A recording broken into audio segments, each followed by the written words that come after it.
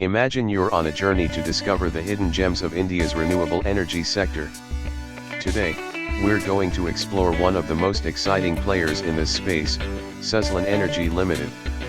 Suzlon is a company that has been around for over 25 years, and it's not just about manufacturing wind turbines. They also provide operation and maintenance services, project execution, and even sell land and foundry components. But what really sets them apart is their innovative approach to wind energy. They're one of the largest suppliers of wind turbine generators in India.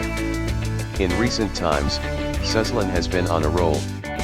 Their revenue has increased by over 50% year-on-year, indicating strong growth in their business. And if that's not enough, their stock price has also skyrocketed. Today, investors are looking for opportunities to invest in this company, and it seems like they're finding it. So, why should you care about Suzlon? Well, the good news is that this company is still a relatively small player compared to the big players in the industry. This means that there's room for growth and potential for investors to make some significant returns.